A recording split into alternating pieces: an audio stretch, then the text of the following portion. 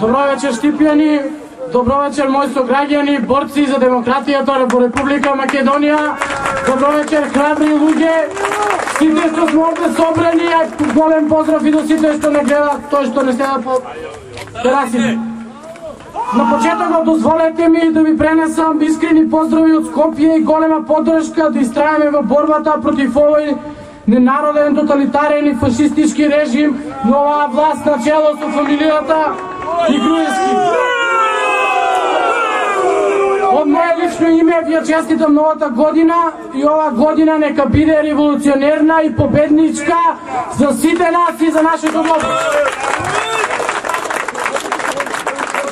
Добро вечер и до идниот градоначалник на Штип, господинот Здравко Коцев. Бидете уверени дека овој пат заедно ќе успееме да вратиме Штип на местото таму каде што му припаѓа. Штип ќе го добие сјајот што го заслужува и Штип повторно ќе биде центарот на Источна Македонија. Моето име е Дарко Пешински, генерален секретар на Унијата на млади сили на ВМРО Народна партија. Морам да признавам, партијските обврски ме обрзуваат постојано да бидам во Скопје, но будно ги следам на станите во Штип и не можам да кажам дека она што се случува тука не ме загрижува. Не се плаши, не сме тука. Последниве 4 години Штип, како да е дел од држава, каде што постојано се водат војни и не е присутен мирот. Штип повеќе не е град како што треба да наликува. Воопшто не наликува на центар на Источна Македонија, туку незапуштен град, каде што во централното градско подрачје слободно можеме да кажеме дека паднала бомба. Штип е град каде што во последните 4 години слободно можеме да кажеме дека никој не води грижа за него. Единствено во Штип кружен тек се регулира со сообраќајци. Да, така е! Тоа никаде да се нема случај. Ај не писпини се, како тоа може така е? Драги мои сограѓани, јас решив. Го кревам мојот глас за подобри услови на студентите. Го кревам мојот глас за квалитетно образование. Го кревам мојот глас за подобра иднина на моите деца, комши, пријатели, роднини и пријатели. Го кревам мојот глас против насилието на полицијата. Го кревам мојот глас против пасивизирањето на младите во државата. Го кревам мојот глас против исилувањето на младите од државата. Го кревам мојот глас против партизација на институциите. Го кревам мојот глас против нарушената демократска состојба во Република Македонија. Го кревам мојот глас за слободни медиуми и слобода во изразувањето.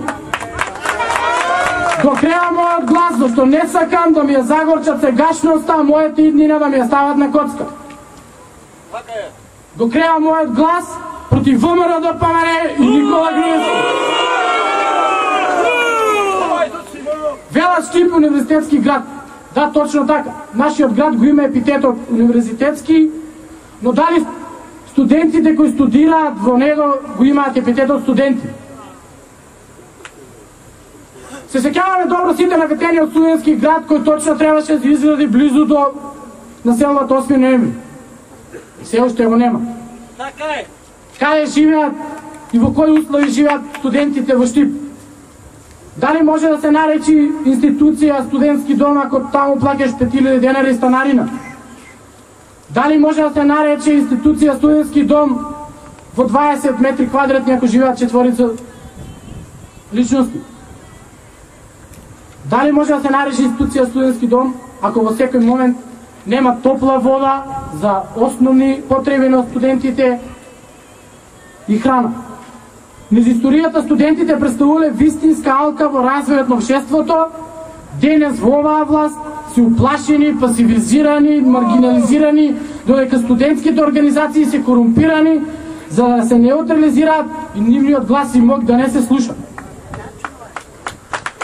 Ако Штип е текстилниот гигант во Република Македонија и како што велат некои политичари македонскиот Манчестер, јас се прашувам зошто локалната самоуправа дозволи текстилното училиште Димитар Мирашчиев Тивко да пропаѓа. ова ненормално задолжување на државата.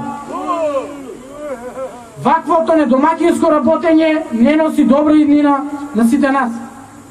И не треба да помине без реакции, затоа што тоа се мои, твои, наши пари, кој еден ден сите ние и нашите поколенија треба да ги враќаме. Се земаат кредити од странство кои се трошат единствено за работи на кои не им одговараат. А ако се побуниме зошто не ни одговараат тие работи, не тепаат. Почитувани граѓани на Штип, за прв пат во историјата на Република Македонија имаме ситуација каде што граѓаните се плашат од полицијата.